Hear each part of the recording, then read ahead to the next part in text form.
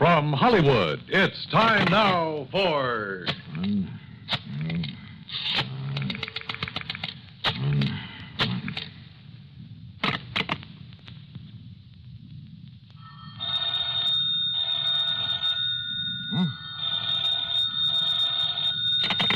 Johnny Dollar. Betty Lewis. Hey, it worked. Sure it does. So hang up that extension. Come on back here in the living room. We'll finish up our cocktails and be on our way. Yes, sir. How about that, Johnny? Where'd you learn that trick of making your own phone ring? And the extension, too. From the man who put the extension in my apartment. Yeah, it's kind of a line check. You dial that number and hang up. Then if both phones ring, you know the extension is okay. Oh, what do you know? Yeah, there's another line check number that you can dial. I forgot what it is, and all you get is a busy signal. It could be an awfully cute gag sometime, on somebody who didn't know about these numbers. Yeah. Oh, let's finish our cocktails and go... Huh? Oh, I'm sure you didn't make it ring this time. I kind of left your number with my call service. Oh, no, So Johnny. maybe I'd better take it. Huh? Now, listen.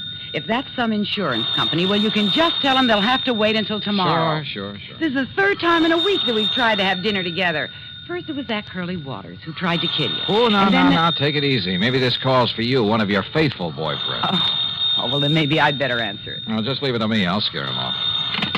Johnny Dollar. Burton Wells at Masters Insurance and Trust. Oh? I've got to see you, Johnny, here at the office, right away. Well, look, I have a date, Bert, so can't whatever's bothering you wait until some other time? Listen. Huh? You have a date, huh? Yeah, that's right. We're just about to go out for dinner. No. Johnny, unless you get over here right away, you may find you have another date. What? A date with death. Well? Okay, Bert.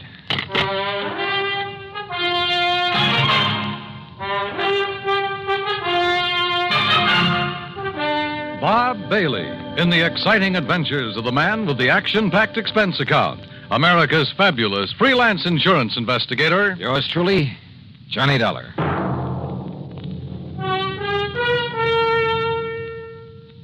And now, Act One of yours truly, Johnny Dollar.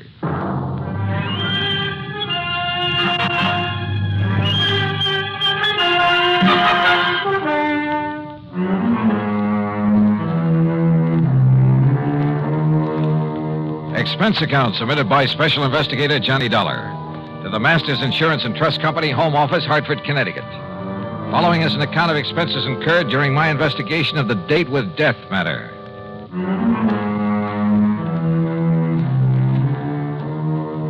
I told my date, Betty Lewis, to stay there in her apartment until I called her. Then I spent item one, $1.20 for a cab to Masters Insurance and Trust.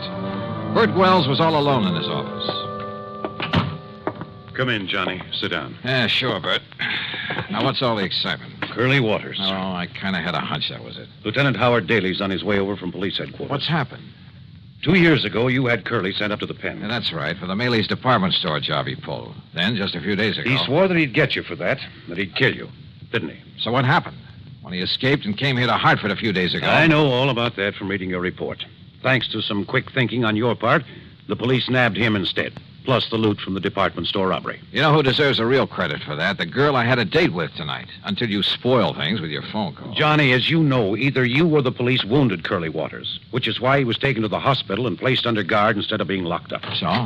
Well, Mr. Wells, I see you managed to locate him. Yes, Lieutenant. You okay, Dollar? Any reason why I shouldn't be, Howie? Has Mr. Wells told you what's happened? No, but I think I can guess. Curly Waters escaped from the hospital. Yes. I had 3 good men there watching over him, but he managed to get by them. How? With help. One of his old cronies. Gimpy Taylor? Yes. Gimpy created a disturbance out in the hall, and when they went after him, Curly crashed out through the window. When they went back in after him, Gimpy took it on the lam. 3 good men, did you say? Well, the odds were all with Curly and Gimpy. When the boys went out in the hall after Gimpy again, it was full of interns and nurses and stretchers with patients on them. If they'd fired a shot, they might have killed somebody. Well, what goes? Do you want me to go out and look for him? No, sir. Don't you see, Johnny? The reason I called you is because of the threat against your life. Of course. And, Johnny, I'm going to provide you with a bodyguard 24 hours a day until Curly is picked up. No, wait a minute. Listen, Howie. You listen. He almost got to you just a few days ago. Don't you forget that. And one way or another. The lieutenant's right, Johnny. You said yourself that if it wasn't for your girlfriend, this Betty Lewis... Uh-oh. Bert, let me use your... Here.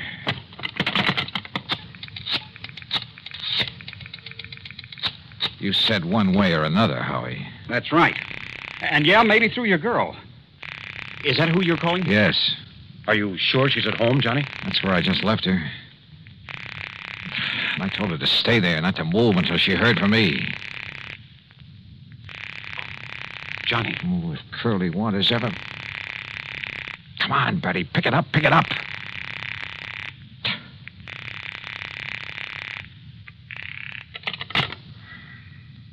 No answer.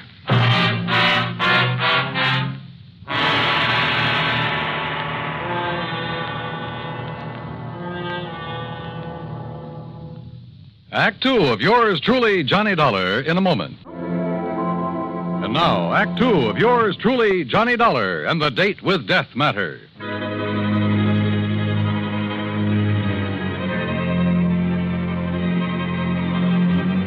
Curly Waters, killer, on the loose again. I left Betty in her apartment. I told her to stay there. But when I tried to call her on the phone, no answer. Lieutenant Howard Daly and I took the elevator down to the street to his prowl car.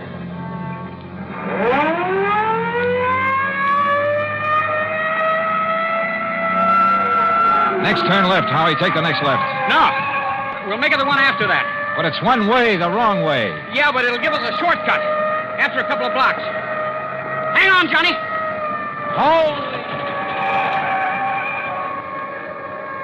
Now, it's the third building in the block.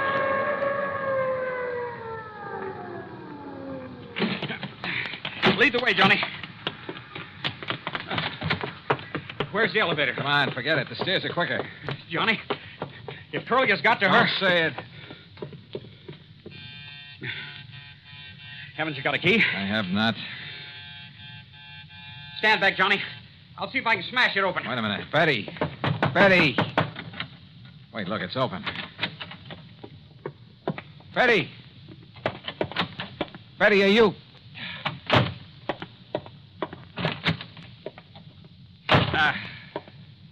I'm afraid she's gone, Johnny. Just gone.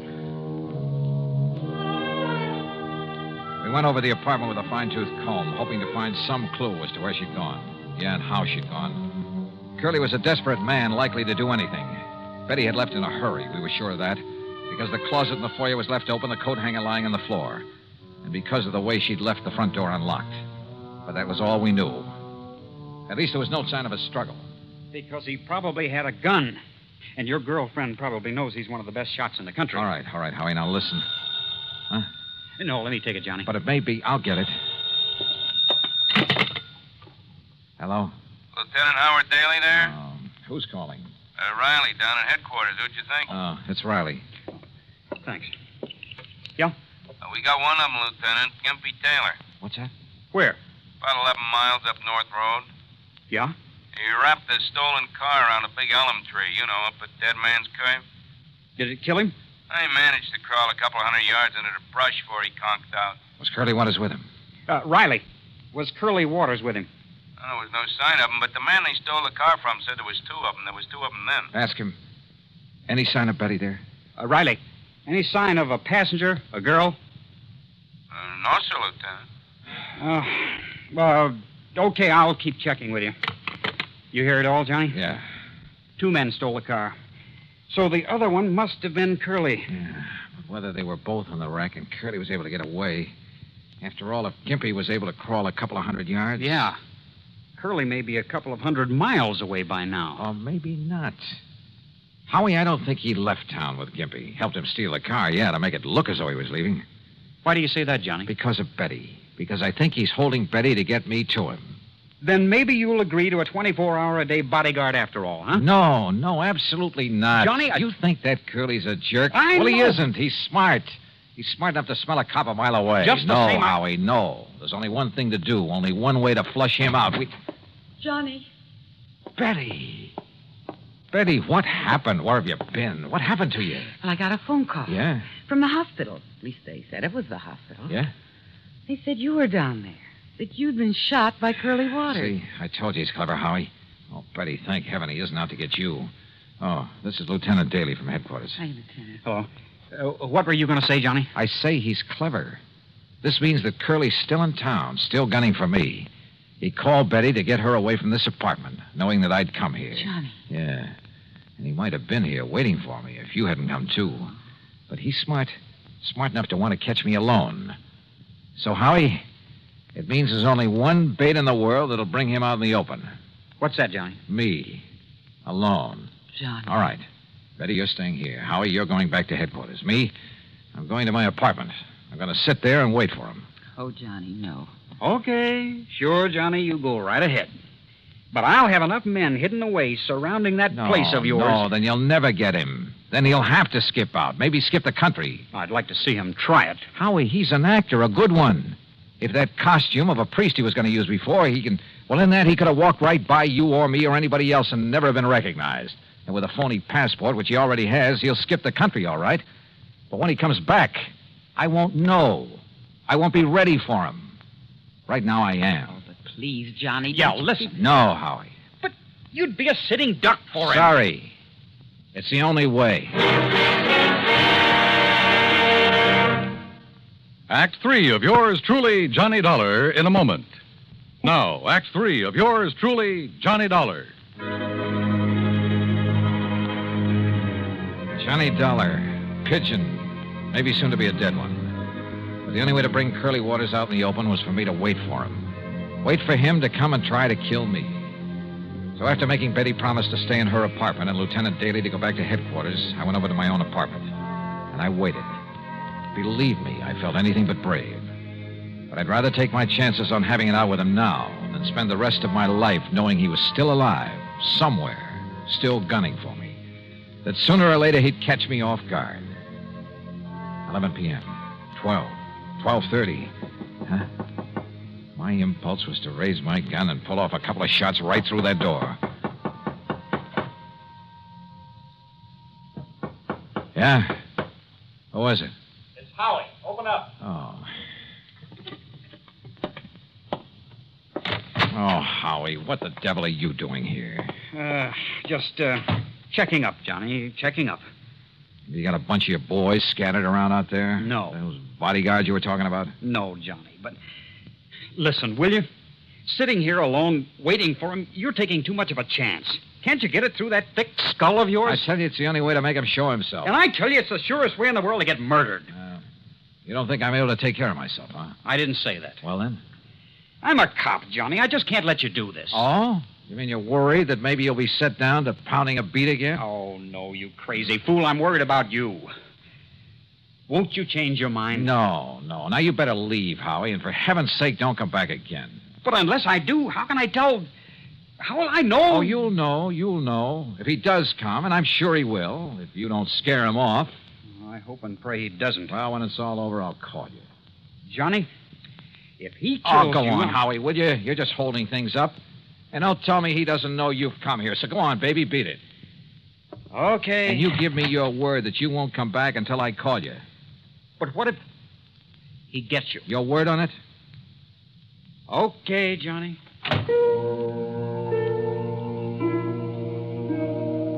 I went back into my little kitchen and brewed a pot of coffee, a big one. Fatigue was a possibility I hadn't thought of until right now. But maybe Curly Waters had. Yeah, he probably thought of a lot of things, a lot of tricks. Because at least one thing was sure, after what happened a few days ago, he knew that somehow he'd have to get me off guard. I hoped and prayed that Howie would keep his word, would keep his men away from the whole area. That he himself would stay away, not even call until this whole thing had come to a head. Then I heard it. It was at the back door of my apartment, the kitchen door that led to a fire escape. Fortunately, I'd turned the light off in the kitchen. I could sneak in without being seen. Johnny. Oh. Johnny. Betty, get in here quick. Oh, why did you come here? Oh, Johnny, I've been crazy with worry. Didn't the lieutenant have brains enough to put some men around your place to keep an eye on you? I threw an old tin can out the window, and when they went to investigate, I sneaked out the back way through the alley. Betty, you're insane to have come here. Don't you see? If Curly comes and there's a lot of shooting... You think I could just sit there knowing what might happen here any minute? Knowing that if Curly got lucky or something... honey, I don't know what to tell you. And I can't send you back without a police guide. And if the police come around, it'll only keep Curly away. I've just been sitting here hoping that Howie will have sense enough not to come back again. Again? Oh, yeah, he got worried about me, too. And... Wait a minute. Johnny, it's Curly. Oh, Johnny. Yeah, maybe it is. All right. Go on into the bedroom here. Come on, Betty. Johnny. Now, stay there. No matter what happens, stay there. You understand? Stay there. Please, dear. Yeah, who is it? Howie, open up. Oh. I told you, Howie, you idiot. You would... Just don't try to raise that gun, Dollar. Curly. Drop it. Drop it, Dollar. Now, over there. Sit in that chair. Yeah, I guessed right. You sent the cops away so I'd come after you, but I had to be sure. That's why I've been sitting in an empty apartment across the hall all afternoon, all night, to make sure. That's how I knew what the lieutenant's voice sounded like. Real clever boy, Curly. All right. I'm not going to waste any time. That dumb lieutenant might try coming back again, and I'd have to kill him, too. So, Dollar, I'm not even giving you time to pray. You're pretty sure there aren't any cops planted around here, aren't you? I'm not only sure, but Gimpy Taylor's wife has spotted where she can see him if they try to come around. Yeah? Just what do you think she could do about it? One shot into the alley across the street, and they'd forget all about you. Dumb cops. All right, tell me, Curly. Forget it. Goodbye, Dollar. No, don't answer. Not a word, Dollar. Not a word. Curly. Just hang it up slowly. Curly, listen. What? Who is that? Or should I? Curly, listen to me. Hand me that phone. And don't move. Move with a gun on me here. Curly, Yeah? Who is it? Myrtle, Gimpy's wife. Myrtle. Now listen, Dollar isn't alone. He what? In the bedroom, waiting for you. Listen, is the door to that bedroom open? No, it isn't. What goes, Curly? Quiet. Now listen to me. If the door of that bedroom starts to open, don't wait. Start shooting. Hey, Dollar, hold his phone. Keep the line open. And don't move out of that chair. Mind telling me why? Quiet. Quiet.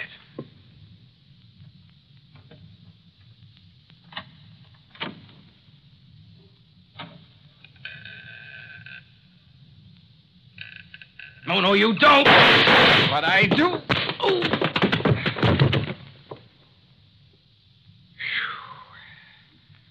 Okay, Betty. And thank heaven you remember the number to dial and make those phones ring.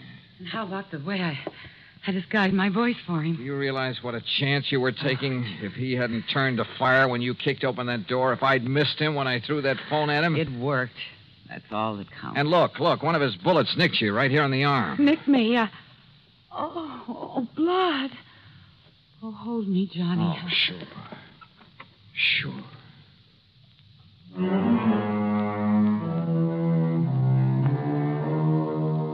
Yeah, Curly's back in the clink. And this time to stay. When the necessary papers were signed, I hauled him over to the state pen myself. So, expense account total, including transportation, $47 even. Ready? Ready, Lewis? Well, I'll tell you this. If I were the marrying kind, believe me.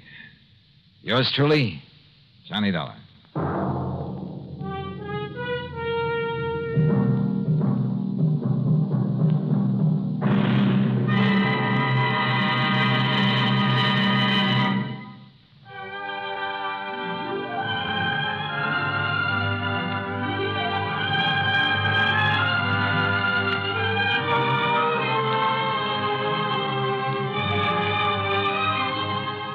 Yours truly, Johnny Dollar, starring Bob Bailey, originates in Hollywood and is written, produced, and directed by Jack Johnstone. Heard in our cast were Lucille Meredith, James McCallion, Russ Thorson, Sam Edwards, and Herb Vigran. Be sure to join us next week, same time and station, for another exciting story of yours truly, Johnny Dollar. This is Dan Cubberly speaking.